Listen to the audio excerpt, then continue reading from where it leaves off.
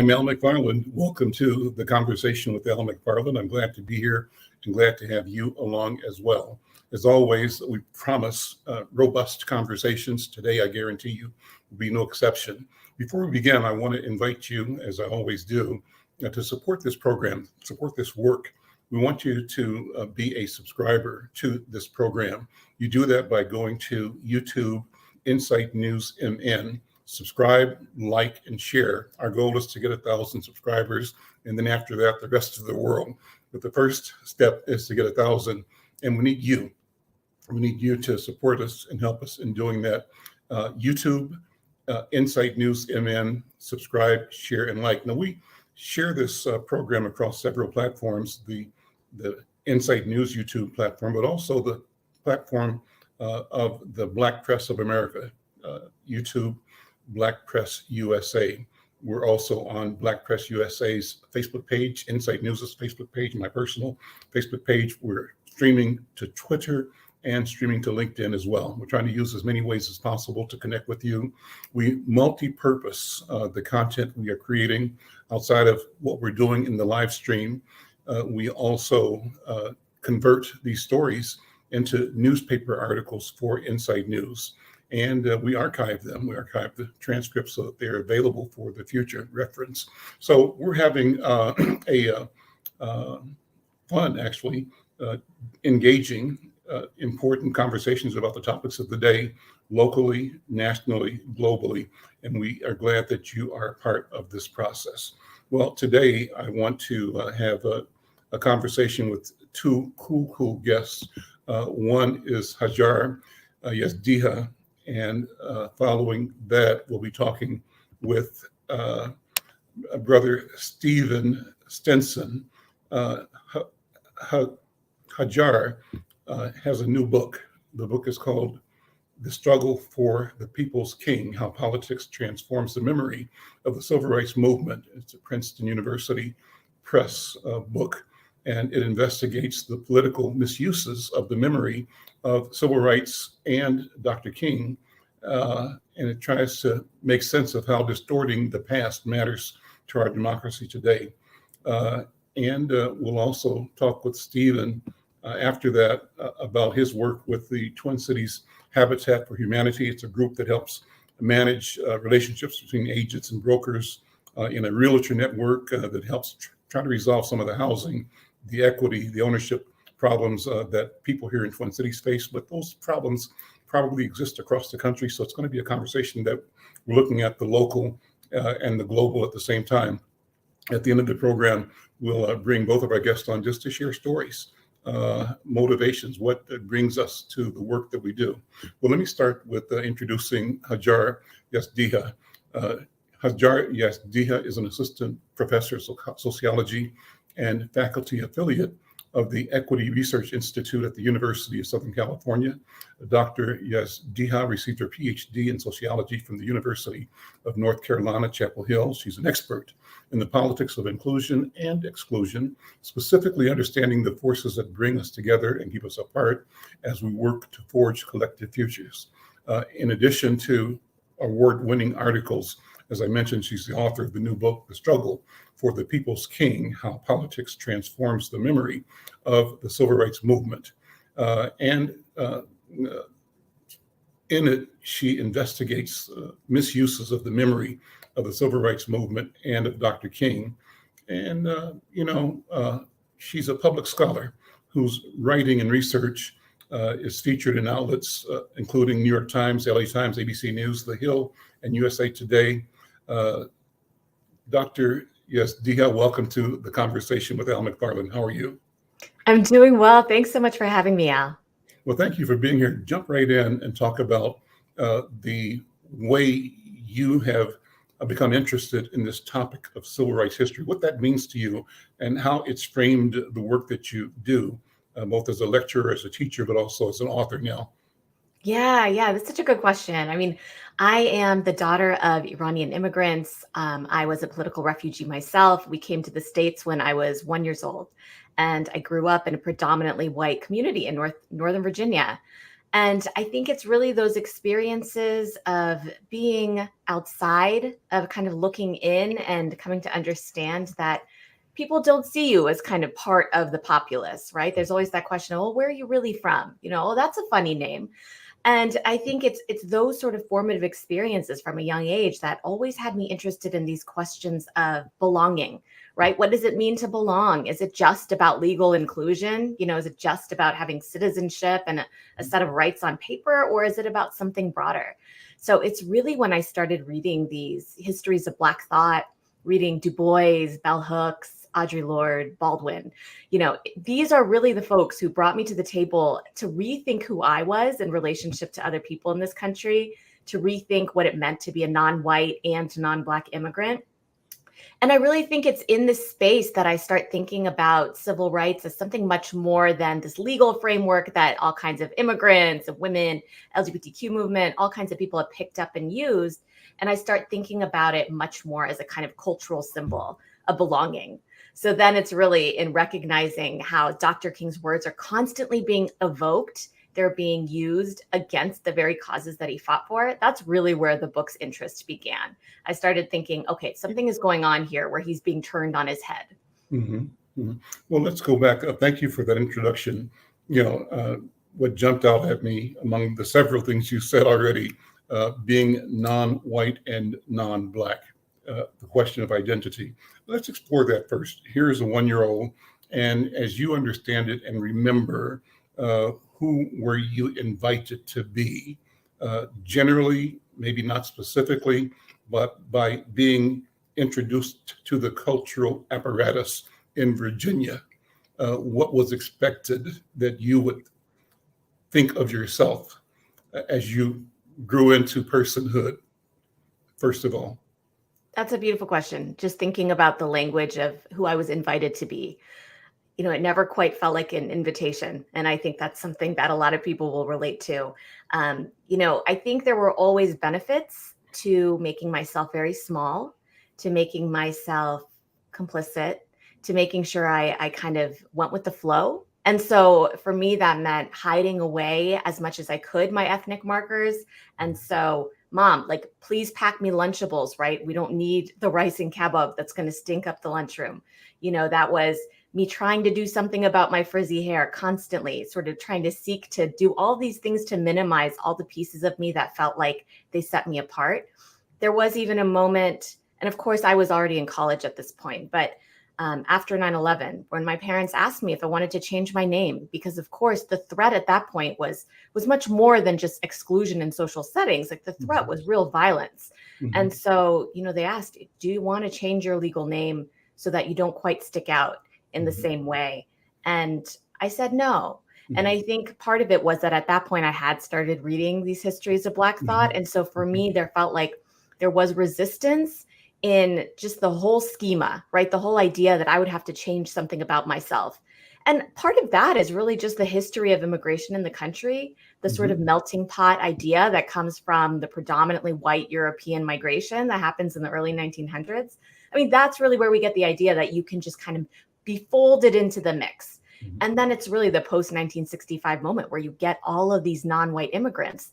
When we realize the limits of inclusion in this country, when we realize that inclusion, this kind of foundational ideas of us as a country of immigrants, it's all founded on white supremacy. And so if you cannot become white, if you will always be pointed out, you have these external ascriptions that make it impossible to become quote unquote fully white, then you are reminded that belonging is sort of a farce. Do the institutions of culture that you were reared in tell you or ask you to be white specifically, or do you simply get to experience and feel and intuit that advantage comes from at least not being other than white? Yeah, that's an important question. I think there is a social construct of the model minority. And I'm Iranian. And so typically the model minority refers to South Asian, East Asian, highly achieving, highly educated communities who have come to this country with a little bit more wealth, with a little bit more education. So it's been easier for them to take that upward mobility track. It's been very easy to use them as political pawns. to wedge groups and say, well, look, if these folks could do it, then why can't Black Americans do it? But I think for me, the actual story within my family was always one of resistance, because my parents were political activists in Iran. This is why they ended up having to leave, in the dead of night without telling anybody. They were jailed for their beliefs. They were jailed for their activism. And they really bred that in us as children, to always ask questions. And of course, it was kind of annoying as, young kids, me and my sister, who really did just want to blend in, just be normal, quote unquote, American kids, to always have our parents questioning, well, why is it that you think that's normal and you think that's abnormal, right? And these questions about the boundaries we were drawing were always present. They were always asking us questions. And when you think about being raised with a language of, oh, well, we can attribute that to capitalism, and you're 5 years old. I actually think, though it was quite annoying as a child, it was formative, because it did spark this critical thinking in me that started so early on, gave me some of the tools to make those connections so that it wasn't quite so easy to jump on the model minority myth. I always had that kind of nagging in the back of my head that this doesn't sit quite right with me. Why should my advancement be built on somebody else's back? So as you studied and became aware of the Black narrative, the Black story, the liberation narrative, and also the oppression narrative of Black experience in this country and in the West, and under capitalism globally, right? How have you ingested and been impacted by the study? And I'm sure this leads to the book, but how have you personally experienced the acquisition of knowledge and understanding about these relationships, the question of power and powerlessness, and the change that has been and remains afoot today? Yeah, I think this is one of the great misconceptions of learning our history, of thinking critically, of rooting everything in the sort of historical story of power, of boundary drawing. The misconception is that if we do that, then we become victims to the past, that we somehow become stuck, that we don't take responsibility, that we don't have agency. And especially as a sociologist who is a professor, I teach classes on social movements and grassroots participation. I'm always driving home to my students that yes, when you first open your eyes to the systems that exist and just how deeply entrenched they are, it can be really overwhelming and depressing. It can make you feel like you're very small and you don't have a lot of power in the world. There isn't much you can do to change it. But the flip side of that is that once you come to understand the histories of struggle, not just in the United States, but globally, the struggles from below, from the margins, Black communities, Indigenous communities, I think that's when you realize that liberation lies in understanding the past. That's where you understand that the power of the people supersedes the power of all of these structures. So for me, it's been an emancipatory process, because it's coming to learn that, yes, these systems have kept me down. They have shaped me in all sorts of ways that I continue, into my 40s, I continue to extract from myself. It is a lifelong process. But that in that learning, in that sort of understanding that it is a journey and not just a sort of moment of you've learned it and you're done. In the journey, there's all sorts of liberation.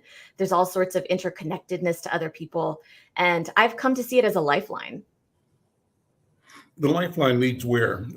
What future do you see as the product of the lifeline, the process, the journey that you are describing? The question of futures is the one that really keeps me up at night. It animates so much of my recent research. Right now, I'm studying how Gen Z activists are thinking about the future, especially in the wake of COVID, in the wake of immense trauma and being dealt this horrendous hand by the rest of us, older generations, just terrible economy, terrible job prospects, the climate disaster. But at the same time, I think one of the most enlightening things, one of the most inspiring things about futures is that they really rely on a deep understanding of the past. And so again, this is really where I drive home that we cannot even imagine a future different from the one that, we're going to just have if we do nothing at all, if we don't learn the past.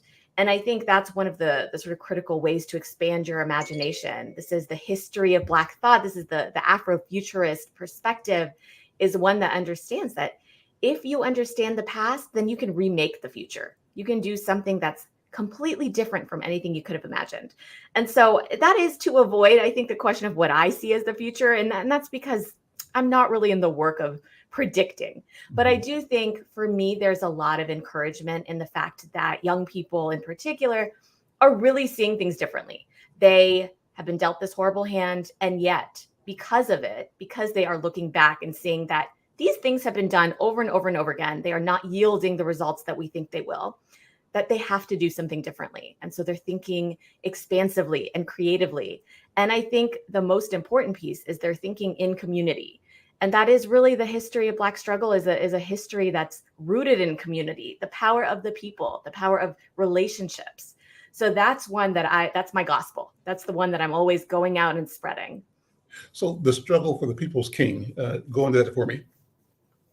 So the struggle for the people's king is the story that roots the question of how Dr. King's memory gets invoked for example, rolling back voting rights, rolling back affirmative action. How is it that his one line about caring more about the content of your character than the color of your skin? How is it that this one line becomes his entire legacy and kind of the foundation of our collective remembrance around the civil rights movement? So it's in looking at that longer story that I go back and trace 40 years of data from 1980 to 2020.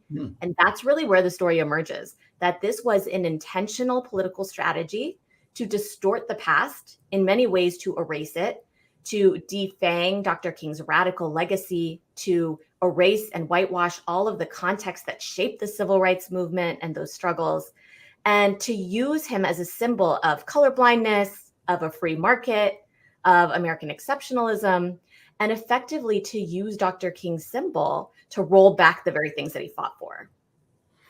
And how effectively has that been executed? I mean, we just look at, everything that's happened in the past 10 years. One of the more, I think, surprising things that happened while I was studying the book is this was initially my dissertation project. So the data ended in 2016. But all of the data predicted the Trump presidency. So everything I was seeing about the use of civil rights memory to frame white people as the new minorities who are under threat, all of that predicted the rise of somebody like Trump. And so once I realized that, I realized the story had to come up to 2020. I had to understand what was happening in this moment and how it was going to shape the world around us. And sure enough, it does lead to this moment where affirmative action is overturned. It leads to these moments where we have this moral panic around critical race theory, where books are being banned, public libraries are being shut down. So it has been successful in ways that I don't think we ever could have imagined, because it's so easy. And I think for those of us who understand the history, it's laughable when you see Dr. King's name invoked in these situations. But when you look at 40 years of these misuses, you realize that they accumulate. Yeah. It's like, I guess in the past couple of days, maybe you saw this on TV yesterday, I caught a glimpse of it. Donald Trump saying that he would be like Nelson Mandela. You see that? I saw it. Yeah. That's the example. That's it right there. King is not the only example, right? I think it's all of these figures that have really radical histories, that have incredible power for our capacity to learn from them, to be inspired by them. Those are the ones that become most fraught. Those are the ones that are most likely to get co-opted and distorted, because the whole goal is to control the past. Because if you control the past, you control the future. And so you talked several times about young people being dealt a bad hand. Are they saying that, or is that how you look at it? Is that a consensus anywhere? And I raise the question because I personally, I don't know if I'd use that language. I have to learn it by reading you and listening to you. But what I would describe is that, the hand that they have been dealt is the hand that's been being dealt for a long time. It hasn't changed. What has changed is our awareness of it and our ability to critically examine and to resist it differently, more broadly, and with a sense of community and a sense of shared value. And therefore, what emerges from that is the belief that change is afoot, at hand, imminent and unstoppable. That to the degree that we continue analyzing what we have and why it exists, and look at alternatives and believe that we have to author different scenarios, that we create the future among us and between us, that we have that power, right? And I think that that's the discussion I see in young people. I don't know, does that make sense to you? It makes a lot of sense. I would say it's really both and. Mm-hmm. So it is both that there are absolutely these tools for understanding it that we didn't have in quite the same way before. We have larger scale analyses. We even have the prospects of big data, Mm-hmm. which make it possible to look at everything from an eagle's eye view in ways that maybe we couldn't before. But another part of it is that the economy has changed in fundamental ways. Technology has changed in fundamental ways that do change the context, that also make it a worse hand. And so by that, I mean the fact that you could even look at the prospects of a 9-to-5 job with living wage, stable benefits. This is one of the things that we lose, sort of in the 50s. Mm-hmm. So once everything kind of gets restructured, new technologies come in that replace factory work, that replace humans, then you really don't quite have the same prospects of having a livable wage, being able to live a good life, take care of your family, have a roof above your head. Housing costs have accelerated. I mean, in so many ways, we could think about all the ways that it's not just a question of inflation, that things have completely separated. The wealth gap is immense now. And so it's much harder to make up for some of the gaps that have been created. But it demands that we look at the question of wealth itself and distribution of wealth, and we have to put the brakes on the collection of wealth into fewer and fewer hands. Wealth being power at the same time. Well, let me ask you about your Iranianness. And you mentioned that your parents were political people who escaped the country to this country. You were a year old. How do you look at your family's history, their political experience and activism, and what is your connection to what's happening now in Iran? And that's particularly interesting because I'm believing that all of that is informed by your study and by your work as well. So what's the connection between the liberation movement that you're studying, the narratives that you are describing of African people, of Black people in America, and the political upheavals happening all around the world? How are these things connected from your point of view? Are there connections? Yeah. The struggles of the people, as I see it, are always interconnected, if not in terms of geopolitical histories, at least in terms of the kind of tools, the theories, the ideologies that go behind rising up from below. For me, it was interesting because I know a lot of Iranian diaspora in the United States came from the sort of history of the revolution. Many of them were involved in some way. The difference, I think, with my parents is that they're truly free thinkers in every sense of the word, where they kind of refused to take a hard line against the government once they were here. There are a lot of Iranians here who speak out regularly against the regime over there. Mm-hmm. My parents actually have more of a perspective that oftentimes the work we do of performing our outrage about Iran is used in the service of imperialism over there. And so for them, it's much more of a nuanced question of, whose voices are being amplified. So I've actually been really reluctant to take a strong line myself. And that's in part because I've never been there. Mm-hmm. I have never lived in Iran. I have never had the joy of stepping foot in my homeland. And I think that... Do you have a sense of your personal genealogy? Do you have a story in your heart about your parents' parents and their parents and their parents, some way that connects you to your cultural lineage and identity? Yeah, I mean, you're asking the deep questions, Al, because I'm like, we could do a whole therapy session right now.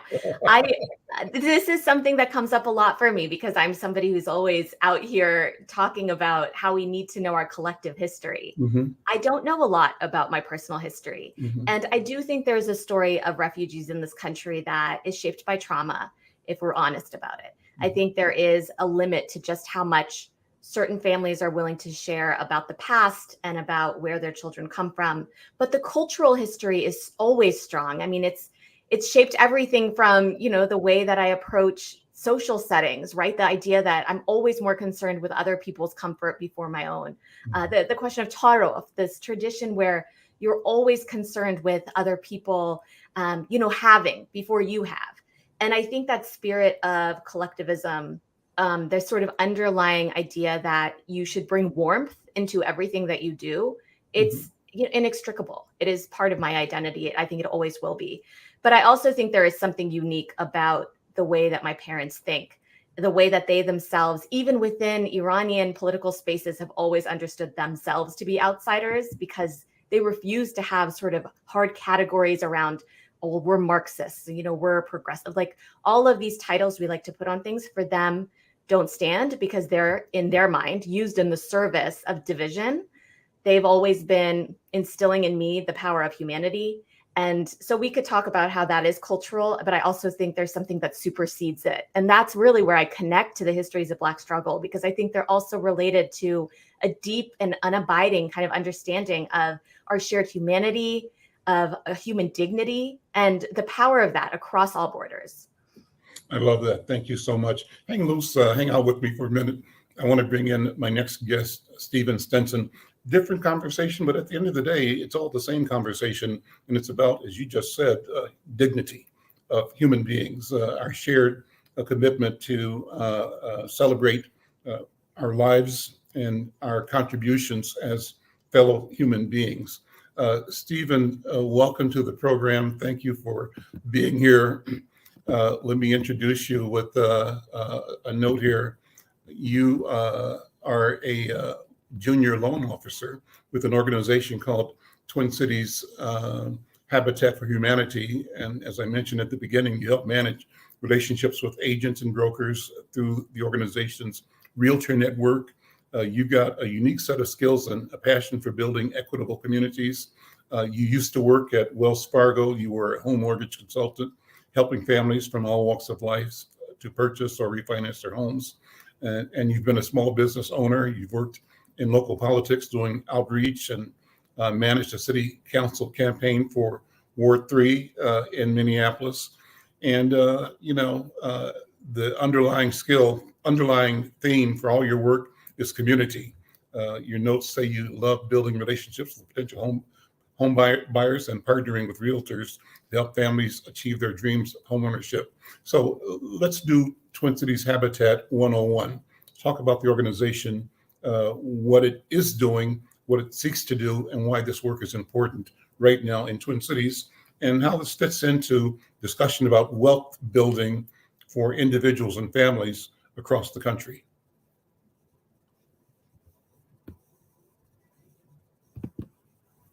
You have to unmute, Stephen, unmute.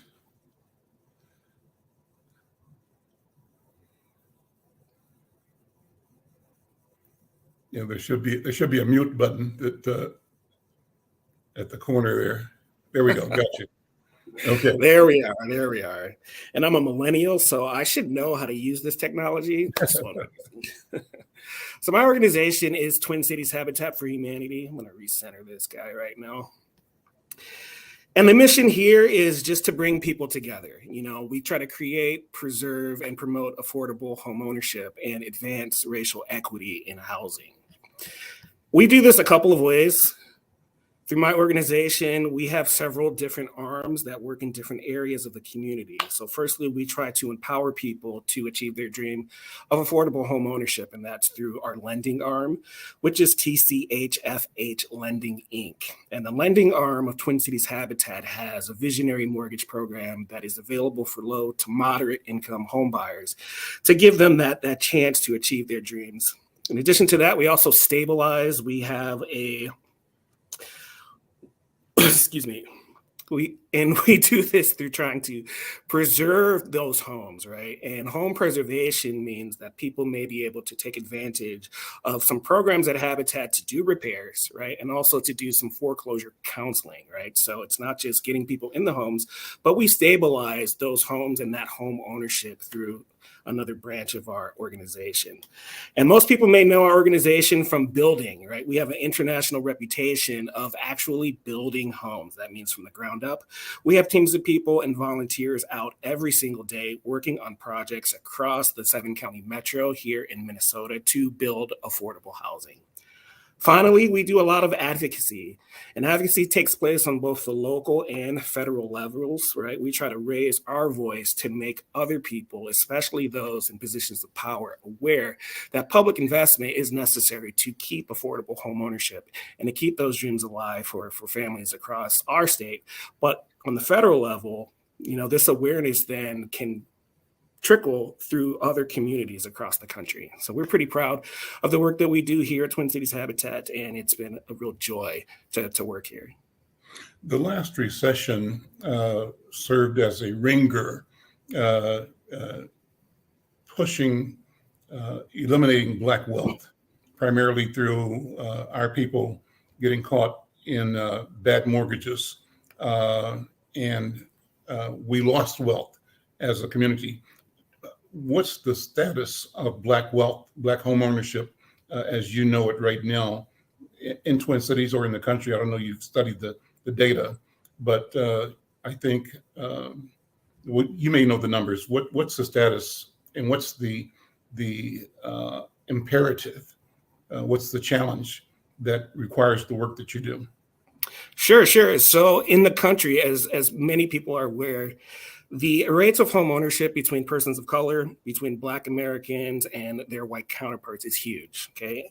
And in no place is this disparity more prevalent than here in Minnesota. Unfortunately, Minnesota does have one of the highest rates of home ownership in general, but one of the lowest for persons of color and specifically Black Americans. And so there's a lot of work to be done here. What explains that?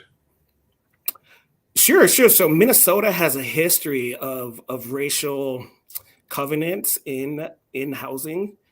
So specifically, there were at one point in time, I'm just going to refer to a little note here.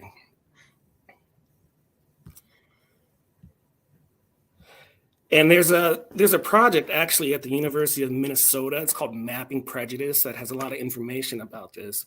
But there were covenants written into home ownership, into the deed itself, that prevented white homeowners from being able to sell their properties to persons of color, to Black Minnesotans, as well as to the Native population. And so the history of the gap in home ownership here in Minnesota can trace its roots back to those covenants, which were actually on the books in the early 1900s. And although practices such as those were outlawed in the mid-century, on the ground, that's not the reality.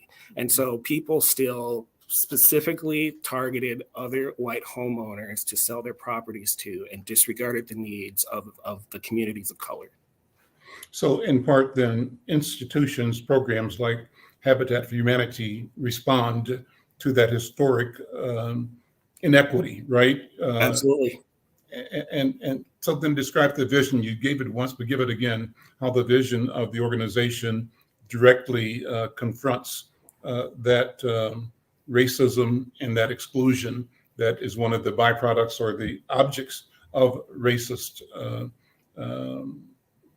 policy. Certainly. So here at Twin Cities Habitat, we're actually taking advantage of a tool that lenders can use called a special purpose credit program. Now, a special purpose credit program targets a specific block of the community to allow them to take access to some of our funding. So in this case, our special purpose credit program, which is still in its pilot phase, so we're going to be going live with this pretty soon, but we have had some families be able to take advantage of this currently. But the special purpose credit program here at Habitat targets foundational Black Americans and allows for them to have access to not only the lending product here at Habitat, but also it comes with a few extra, I want to say, specialized tools to specifically target the needs of foundational Black Minnesotans. And so here in Minnesota, that's going to mean access to, some additional subsidized financing. It can mean access to some lower better terms is what I was meaning to say. In addition to that, our program does take advantage of a wide variety of subsidies, subsidized financing. And subsidized financing allows people to purchase a home that they may otherwise not be able to afford. Foundational Black Minnesotans here, they have to trace their lineage back to the original sin here of American enslavement. And through that, we can identify people to take advantage of the program and then help them achieve their goal and try to reduce that home ownership gap, which I said before, in Minnesota, it's pretty wide. And earlier, Al, you did mention that there's a wealth gap, and the wealth gap is driven in part by the home ownership gap, right? And so by closing that home ownership gap, we close the overall wealth gap. There's another interesting thing that happened here just recently in the last few years, and that is, people being able to take advantage of refinancing during the lockdowns, during a time in which we had historically low rates. Well, unfortunately, Black Americans, persons of color, as well as low to moderate income borrowers, they were denied refinancing. Half the time, 3/4 of the time, compared to their white counterparts. And what this does, meaning white people got to refinance at 3%, 2%, 3.5%, good mortgages, right? Down from 10, 9, 7, and Blacks were denied again. And when we get considered, it ends up being 7, 8, 9, 10, 11%. Absolutely. Absolutely. Refinancing means instant equity in your home.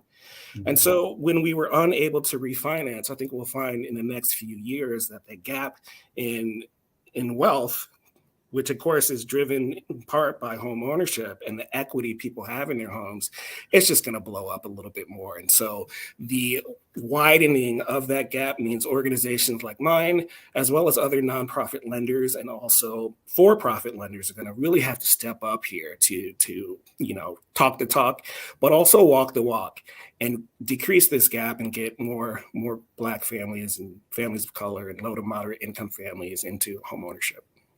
So my thing, Stephen, is that businesses in general, white people in general, as a group, as a construct, don't do right because it's right to do right. They do right because they have to. They have no choice.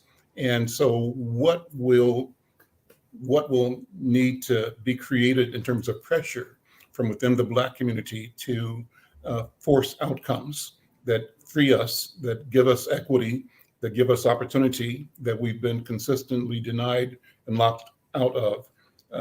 How do you see us navigating the near term, 3 years, 4 years, when we're in a less favorable economic environment with interest rates high?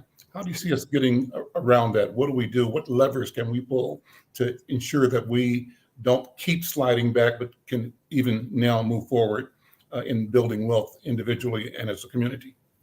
Sure. So firstly here, I'm going to go back to that advocacy piece, because this is going to be key to reducing that gap here in Minnesota. And so we're going to need active participation in communities to not only force their local representatives to actually address these problems, but realize that the power is in the people being able to replace said representative if they do not do the people's business, right? And so we're going to need more advocacy, right? We're going to need people to participate locally in their local elections and to really come together in order to address these issues. Like, no one person can do it.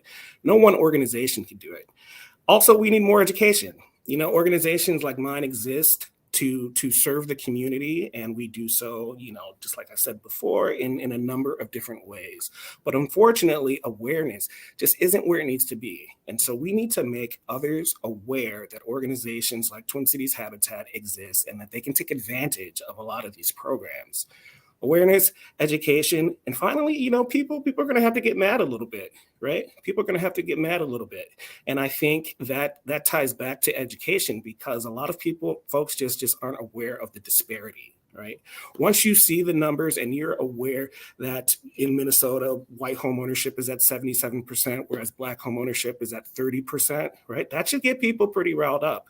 And so we try to educate the community, spread that awareness, and promote advocacy to fix what is a pretty big problem at the moment. You were a small business owner. What business did you own? What did you do in business? Sure. So for a while there, I was actually I had a small business that provided services, entertainment services, actually to local establishments. So we did, we put together high school proms, we did local weddings, we did corporate events, that kind of thing. And your notes say that you were managing a city council campaign in Ward 3. Tell me about that. What was your experience? What happened?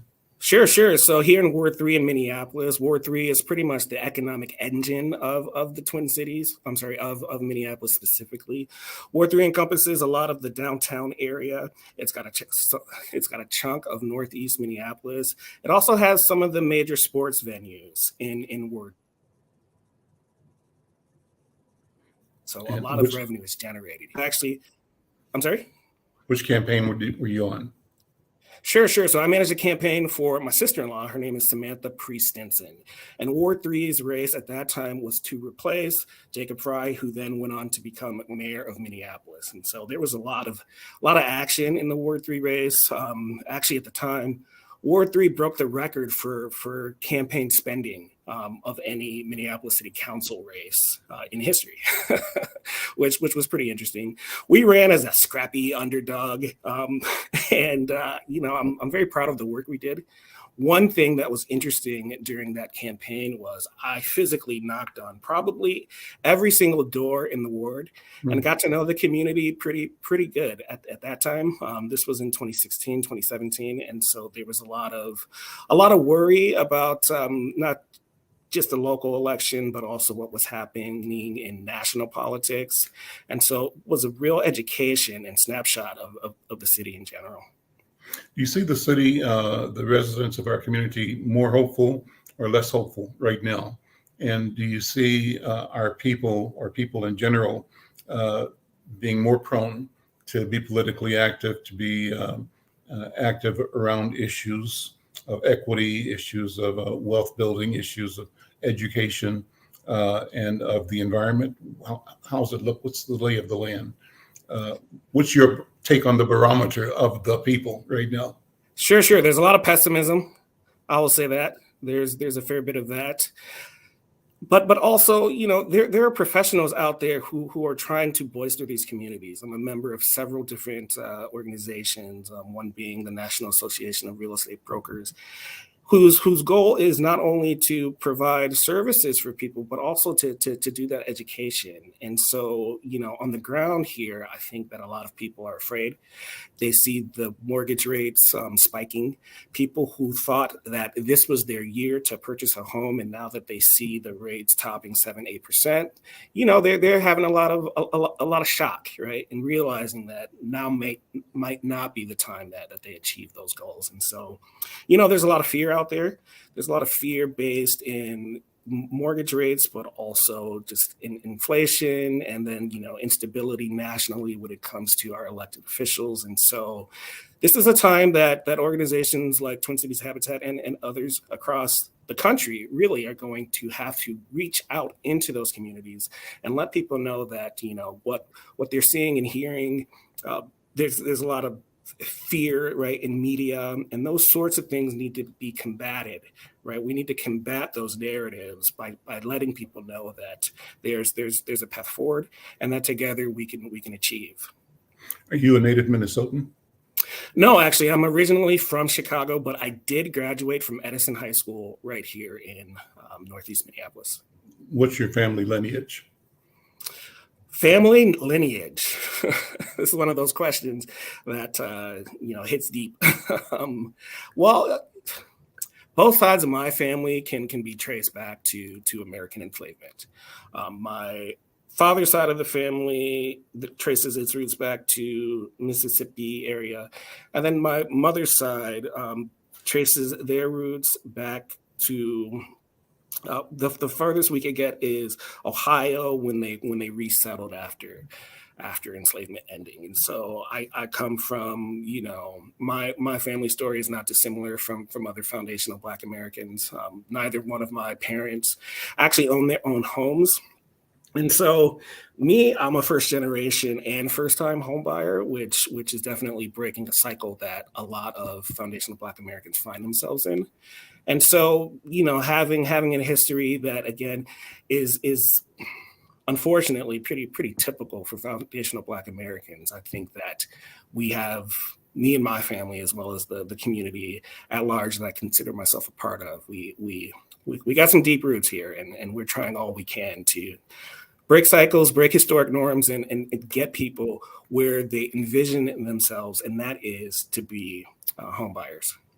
Let's bring Dr. Yazdiha back in for the balance of the program. She's been monitoring the conversation in the green room. And I wanted to have you and she talk about this question of foundational. You've used that term, and it's a term that is really finding, utility. You specifically said there are programs that use that language to identify beneficiaries of resources and opportunities. What do you mean by foundational? And let me hear what your thoughts are about that. And as you say foundational, in your mind, it's foundational as opposed to what? Sure. Is that a question for me, Al? That's for you, Stephen. Yeah. Okay. Yeah. Foundational Black Americans, they typically can trace either side of their family back to enslavement.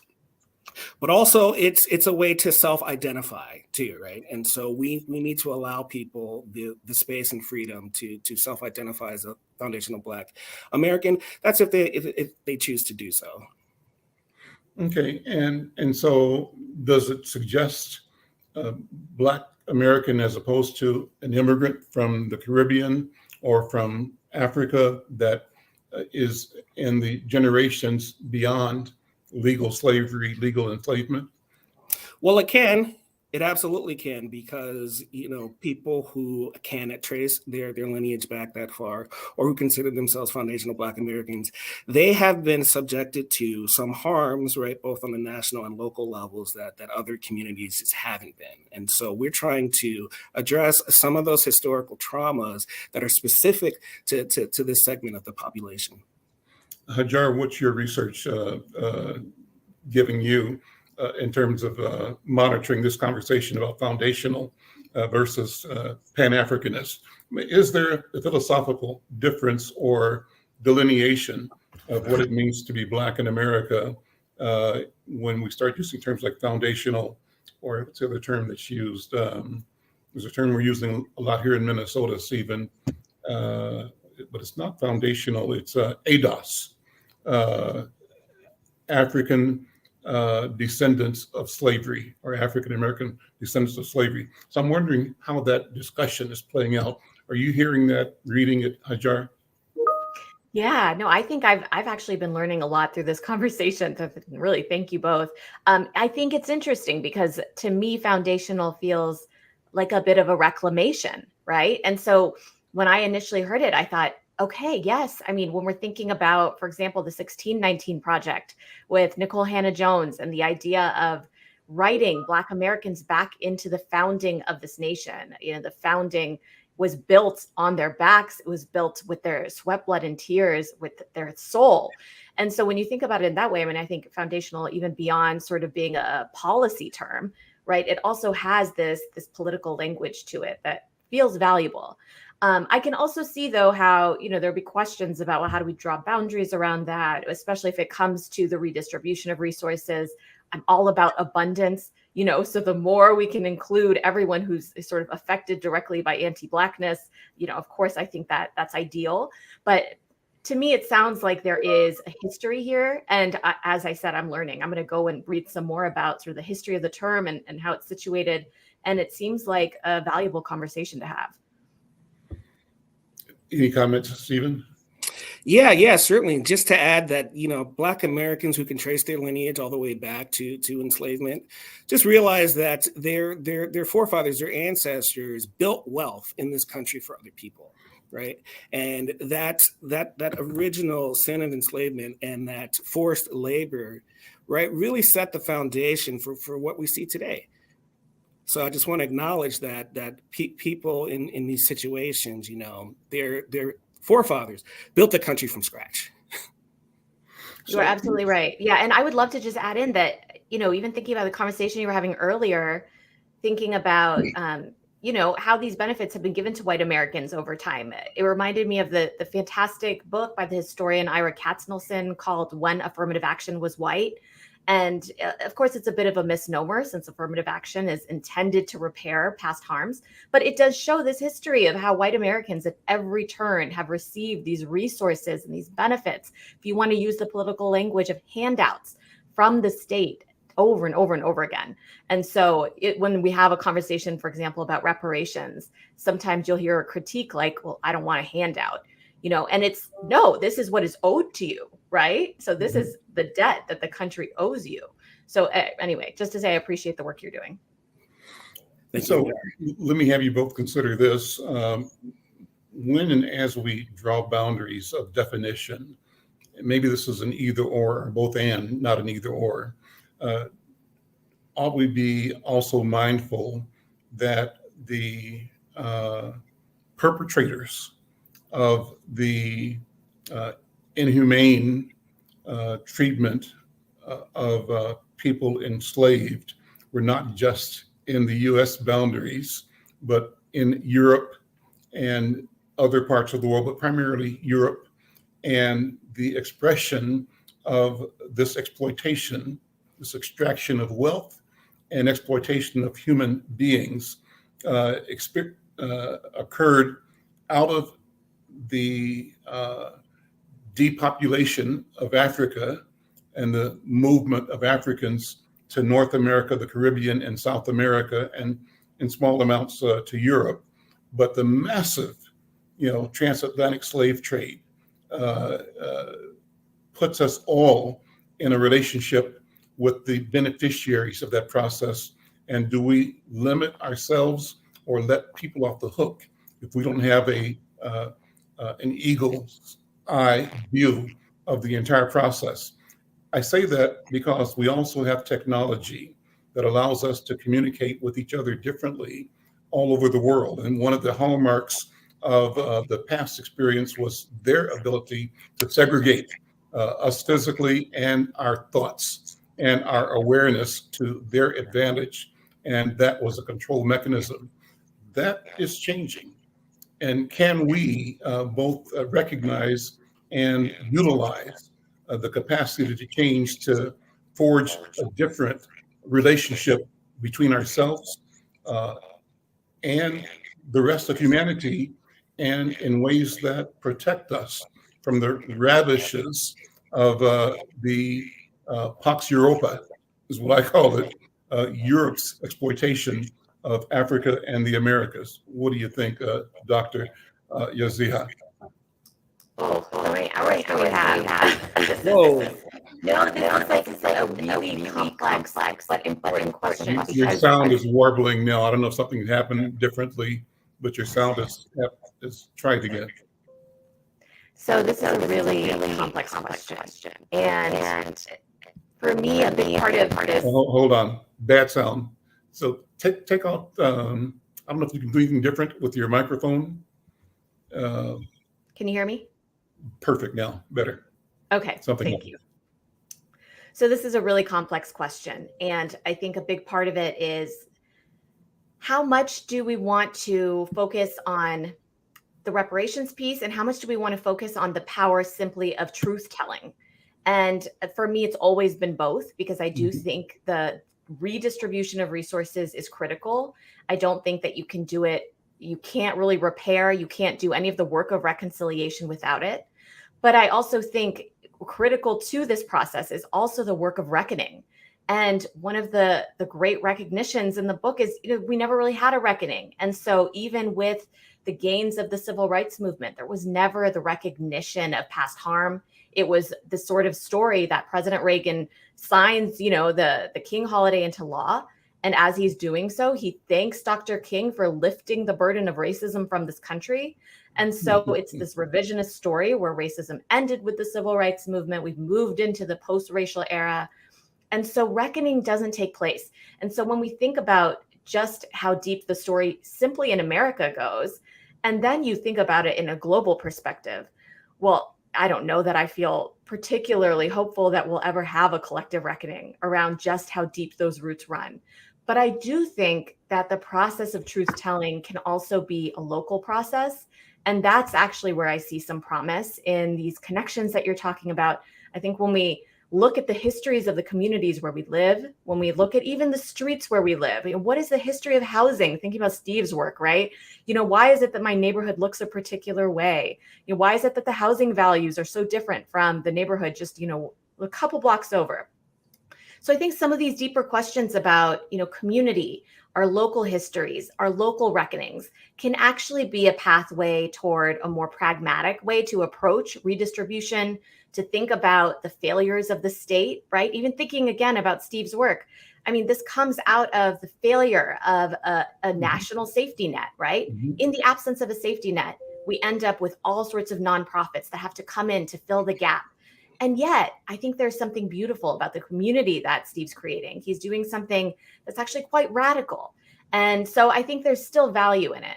And so that's a very, kind of long-winded way to say that I think that the global story is important. It's one that we have to talk about. But I also think when it comes to the concrete steps that we take to move forward, it's got to start in our backyard. Stephen? Well put. I think too, some of the historical failures, that of Reconstruction, that of reconciliation, right? Those failures were a part of what ended up being just a bargain, right? And one of those bargaining chips, unfortunately, that was left by the wayside is the value and the progress of Black Americans of the time. That trickles down to where we are today. I think your point, though, about being more connected now than ever is salient in that our organization is international.